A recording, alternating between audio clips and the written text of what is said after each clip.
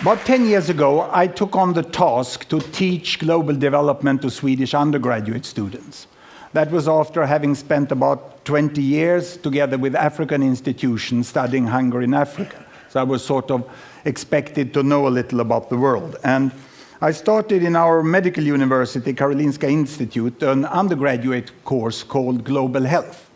But when you get that opportunity, you get a little nervous. I thought these students coming to us actually have the highest grade you can get in Swedish college system. So I thought maybe they know everything I'm going to teach them about. So I did a pre-test when they came. And one of the questions from which I learned a lot was this one. Which country has the highest child mortality of these 5 pairs? And I put them together so that in each pair of country, one has twice the child mortality of the other. And this means that it's much bigger the difference than the uncertainty of the data. I won't put you at a test here, but it's Turkey, which is highest there, Poland, Russia, Pakistan, and South Africa. And these were the results of the Swedish students. I did it, so I got a confidence interval, which was pretty narrow, and I got happy, of course. I had 1.8 right answer out of 5 possible. And that means that there was a place for a professor of international health and for my course. But one late night, when I was compiling the report, I really realized my discovery. I have shown that Swedish top students know statistically significantly less about the world than the chimpanzees. Because the chimpanzee would score half right. If I gave them 2 bananas with Sri Lanka and Turkey, they would be right, half of the cases. But the students are not there. The problem for me was not ignorance, it was preconceived ideas. I did also an unethical study of the professors of the Karolinska Institute that hands out the Nobel Prize in medicine, and they are on par with the chimpanzee there. So this is where I realized that there was really a need to communicate, because the data of what's happening in the world and the child health of every country is very well aware. So we did this software which displays it like this. Every bubble here is a country. This country over here is this is China. This is India. The size of the bubble is the population. And on this axis here, I put fertility rate. Because my students, what they said when they looked upon the world, and I asked them, what do you really think about the world? Huh? Well, I first discovered that the textbook was Tintin mainly. And they said the world is still we and them. And we is Western world, and them is third world. And what do you mean with Western world? I said, well, that's long life in small family. And third world is short life in large family. So this is what I could display here. I put fertility rate here, number of children per woman, 1, 2, 3, 4, up to about 8 children per woman. We have very good data since 1962, 1960 about, on the size of families in all countries. The error margin is narrow. Here I put life expectancy at birth, from 30 years in some countries up to about 70 years. And 1962, there was really a group of countries here that was industrialized countries, and they had small families and long lives. And these were the developing countries. They had large families and they had relatively short lives. Now, what has happened since 1962? We want to see the change. Are the students right? It's still 2 types of countries? Or have these developing countries got smaller families and they live here? Or have they got longer lives and live up there? Let's see. We start the world. And this is all UN statistic that has been available. Here we go. Can you see there? It's China. They're moving against better health. They're improving there. All the green Latin American countries, they are moving towards smaller families. The yellow ones here are the Arabic countries, and they get larger families, but longer lives, but not larger families. The Africans are the green down here. They still remain here. This is India. Indonesia is moving on pretty fast. And in the 80s here, you have Bangladesh still among the African countries there. But now Bangladesh, it's a miracle that happens in the 80s. The imams start to promote family planning, and they move up into that corner. And in 90s, we have the terrible HIV epidemic that that takes down the life expectancy of the African countries, and all the rest of the world moves up into the corner where we have long lives and small family, and we have a completely new world.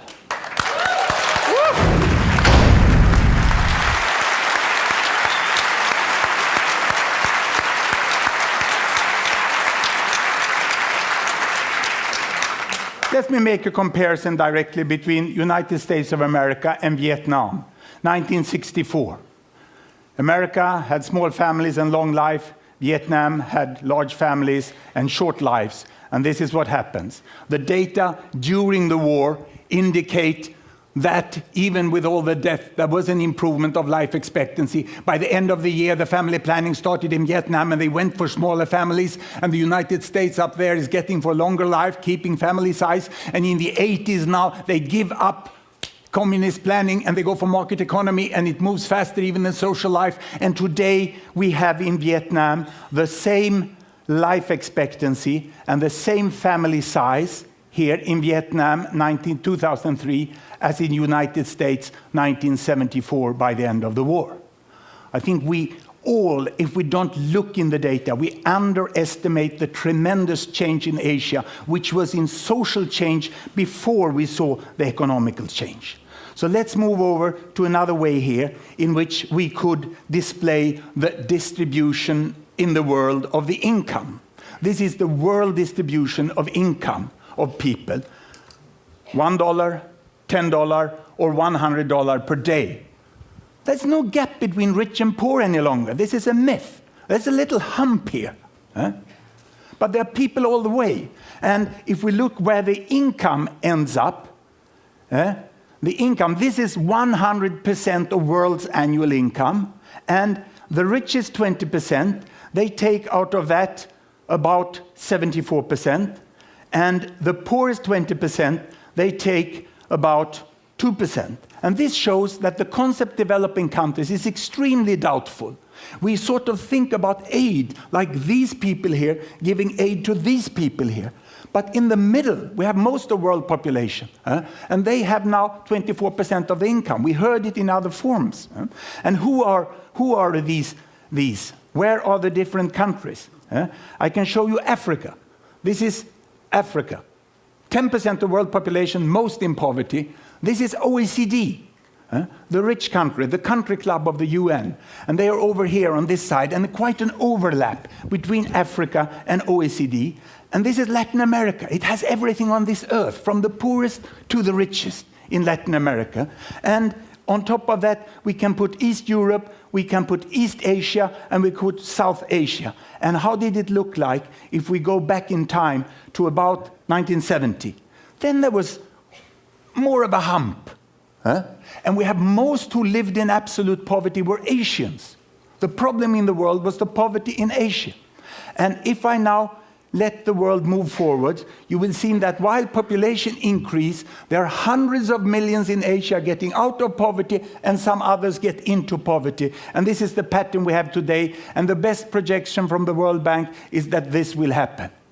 And we will not have a divided world. We will have most people in the middle. Of course, it's a logarithmic scale here. But our concept of economy is growth with percent. We look upon it as a possibility of percentage increase. If I change these and I take GDP per capita instead of family income, and I turn these individual data into regional data of gross domestic product, and I take the regions down here, the size of the bubble is still the population, and you have the OECD there, and you have sub-Saharan Africa there, and we take off the Arab states there, coming both from Africa and from Asia, and we put them separately, and we can expand this axis, and I can give it a new dimension here by adding the social values there, child survival. Now I have money on that axis, and I have the possibility of children to survive there. In some countries, 99.7% of children survive to 5 years of age, others only 70.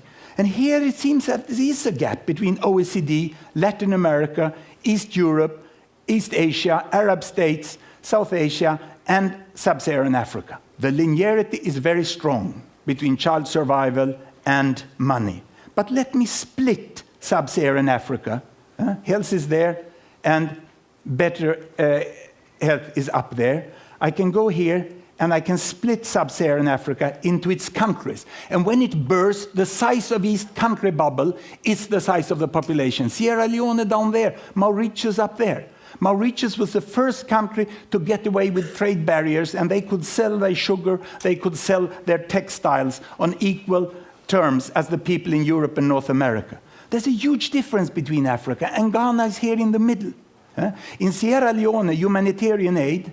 Here in Uganda, development aid. Here, time to invest. There you can go for holiday. It's a tremendous variation within Africa, which we very often make that it's equal everything. I can split South Asia here. India is the big bubble in the middle, but huge difference between Afghanistan and Sri Lanka.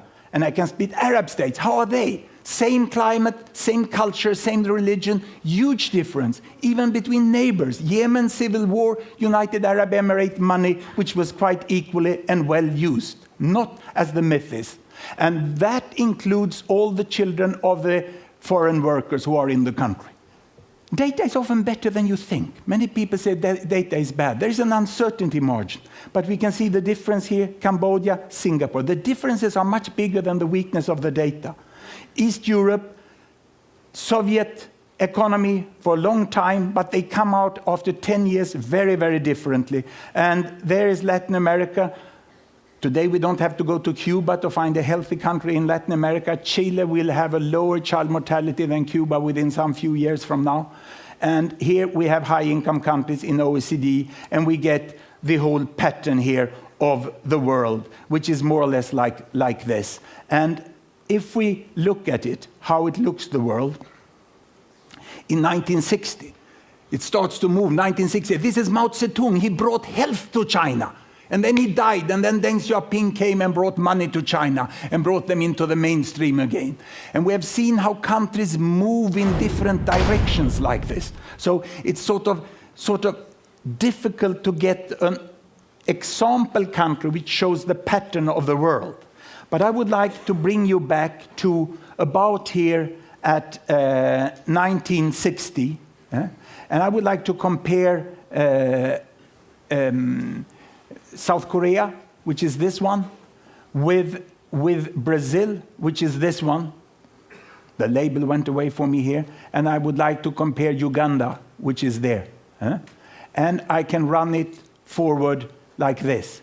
And you can see how South Korea is making a very, very fast advancement, whereas Brazil is much slower. And if we move back again here, and we put on trails on them like this, you can see again that the speed of development is very, very different.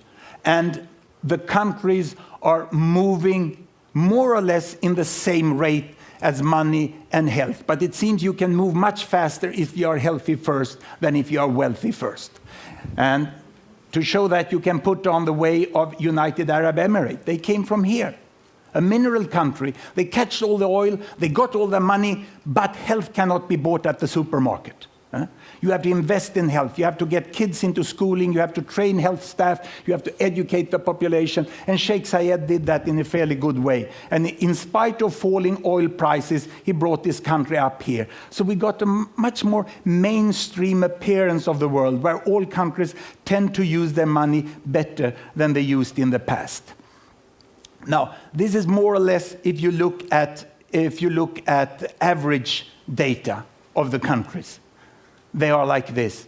Now, that's dangerous to use average data because there's such a lot of difference within countries.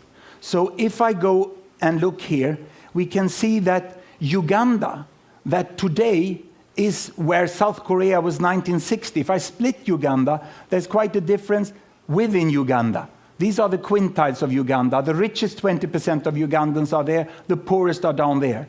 If I split South Africa, it's like this. And if I go down and look at Niger, where there was such a terrible famine, lastly, it's like this. The 20% poorest of Niger is out here, and the 20% richest of South Africa is there. And yet, we tend to discuss on what solutions there should be in Africa. Everything in this world exists in Africa. And you can't discuss universal access to HIV for that quintile up here with the same strategy as down here. The improvement of the world must be highly contextualized. And it's not relevant to have it on regional level. We must be much more detailed. We find that students get very excited when they can use this. And even more policymakers and the corporate sectors would like to see how the world is changing. Now, why doesn't this take place? Why are we not using the data we have? We have data in the United Nations, in the national statistical agencies, and in universities, in other non-governmental organizations, because the data is hidden down in the databases. And the public is there, and the internet is there, but we have still not used it effectively. All that information we saw changing in the world does not include publicly funded statistics. There are some web pages like this, but they take some nourishment down from the databases, but people put prices on them. Stupid passwords and boring statistics. And this won't work. So what is needed? We have the databases. It's not a new database you need. We have wonderful design tools, and more are added up here. So we started a non-profit venture, which we called Linking Data to Design. We call it Gapminder, from London Underground, where they warn you, mind the gap. So we thought Gapminder was appropriate. And we started to write software which could link the data like this. And it wasn't that difficult. It took some person years, and we have produced animations. You can take a data set and put it there. We are liberating UN data. Some few UN organizations, some countries accept that their databases can go out on the world. But what we really need is, of course, a search function. A search function where we can copy the data up to a searchable format and get it out in the world. And what do we hear when we go around? I've done anthropology on the main statistical units. Everyone says it's impossible. This can't be done. Our information is so peculiar and detailed, so that cannot be searched as other can be searched. We cannot give the data free to the students, free to the entrepreneurs of the world. But this is what we would like to see, isn't it? The publicly funded data is down here, and we would like flowers to grow out on the net. And one of the crucial points is to make them searchable, and then people can use the different design tool to animate it there. And I have a pretty good news for you. I have a good news that the present new head of UN Statistics, he doesn't say it's impossible. He only says we can't do it. And that's a quite clever guy. Huh? So we can see a lot happening in data in the coming years. We will be able to look at income distributions in completely new ways. This is the income distribution of China, 1970. This is the income distribution of the United States, 1970. Almost no overlap. Almost no overlap. And what has happened? What has happened is this. That China is growing, it's not so equal any longer, and it's appearing here, overlooking the United States, almost like a ghost, isn't it? Huh? It's pretty scary.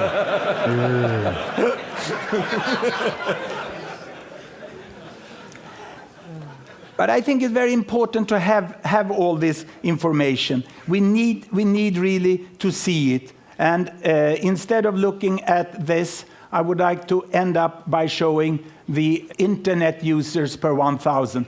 In this software, we access about 500 variables from all the countries quite easily. It takes some time to change for this. But on the axes, you can quite easily get any variable you would like to have. And the thing would be to get up the databases free, to get them searchable, and with a second click to get them into the graphic formats where you can instantly understand them. Now, the statisticians doesn't like it because they say that this will not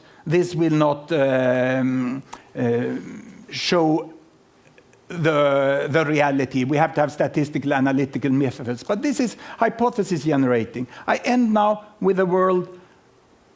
There the internet are coming, the number of internet users are going up like this. This is the GDP per capita, and it's a new technology coming in, but amazingly how well it fits to the economy of the countries.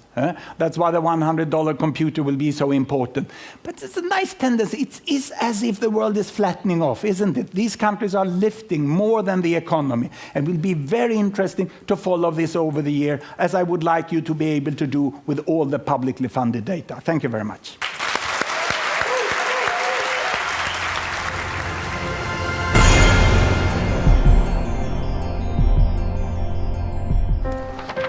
What if great ideas weren't cherished? What if they carried no importance? Or held no value?